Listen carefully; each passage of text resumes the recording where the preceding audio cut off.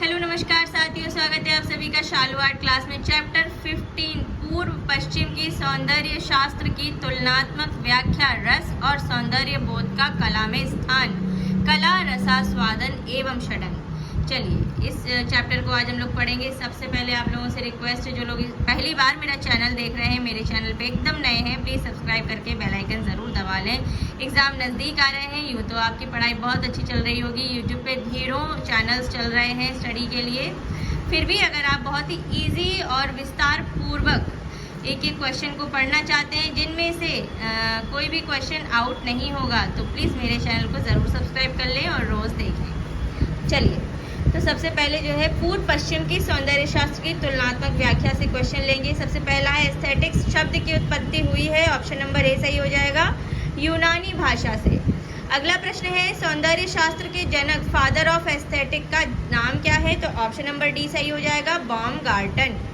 अगला प्रश्न है सर्वप्रथम सौंदर्य शास्त्र की एक स्वतंत्र शास्त्र के रूप में विवेचना किसने प्रस्तुत की, ऑप्शन नंबर डी सही हो जाएगा, बाउमगार्टन ने। अगला प्रश्न है उस पाश्चात्य कला मनीषी का नाम बताइए जिसने कहा था कला हमारे जीवन का अनिवार्य एवं अभिन्न अंग है, तो यहाँ पे भी ऑप्शन नंबर डी सही हो जाएगा, हर्बर्ट रीड।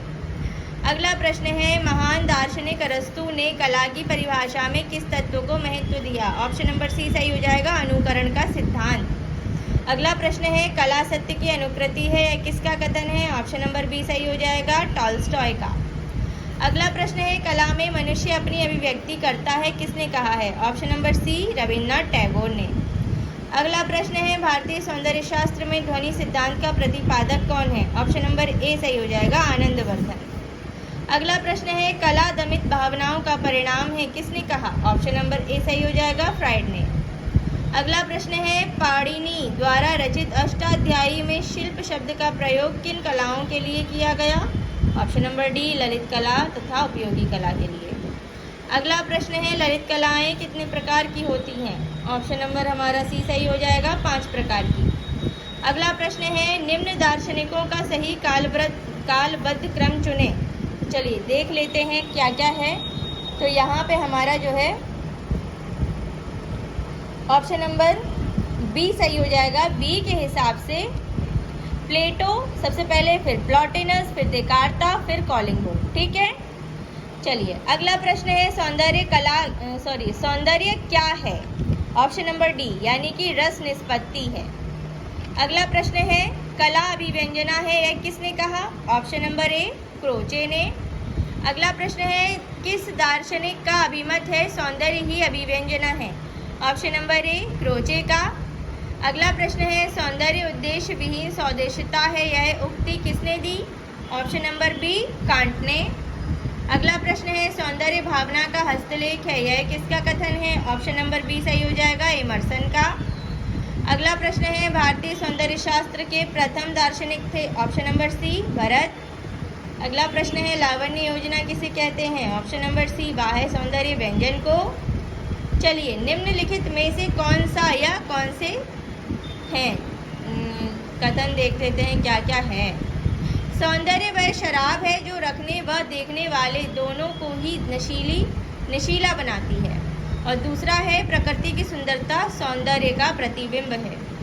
तो यहाँ पे जो है हमारे कूट दिए गए हैं, इनमें से क्या सही हो जाएगा, तो देख लेते हैं हम लोग। ऑप्शन नंबर सी सही हो जाएगा, 1 और 2 दोनों, यानी कि दोनों ही सही हैं। चलिए अगला प्रश्न है महान दार्शनिक प्लेटो की दर्शन दीक्षा किस दार्शनिक की छत्र छाया में हुई, ऑप्शन नंबर ए सही हो जाएगा, सुकरात की।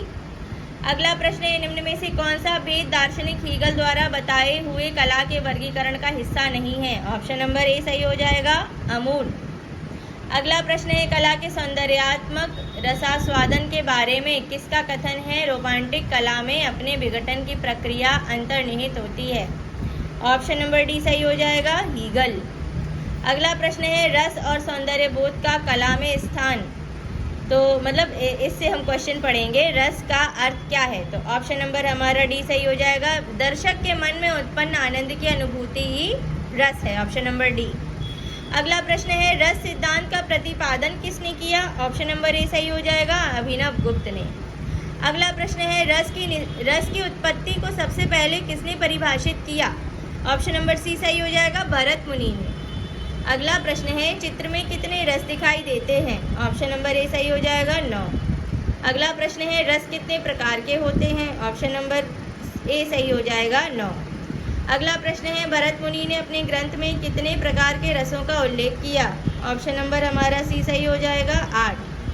अगला प्रश्न है, रस सर्वप्रथम किसने नाट्यशास्त्र में 8 रसों को बतलाया था? ऑप्शन नंबर सी सही हो जाएगा, आचार्य भरत मुनि ने। अगला प्रश्न है, नाट्यशास्त्र के प्रणेता हैं? ऑप्शन नंबर सी सही हो जाएगा, भरत मुनि। अगला प्रश्न है, सौंदर्य शास्त्र के अनुसार भाव होते हैं कितने? ऑप्शन नंबर हमारा सी सही हो जाएगा, 9। अगला प्रश्न है, वेदांत के आधार पर अभिव्यक्तिवाद का प्रतिपादन किसने किया? ऑप्शन नंबर डी सही हो जाएगा, अभिनव गुप्त ने। अगला प्रश्न है, भारतीय चिंतन के अनुसार कला का प्रमुख लक्ष्य है, क्या है? ऑप्शन नंबर ए, हृदय स्पर्शी आनंद प्रदान करना। चलिए अब चित्र सूत्र व विष्णु धर्मोत्तर पुराण से लेते हैं कुछ प्रश्न। चित्र बनाते समय क्या चित्रित किया जाए और सामान्यतः उसकी प्रविधि के संबंध में स्पष्ट उल्लेख आप किस प्रमुख स्रोत से प्राप्त करते हैं? ऑप्शन नंबर सी सही हो जाएगा, चित्र सूत्र।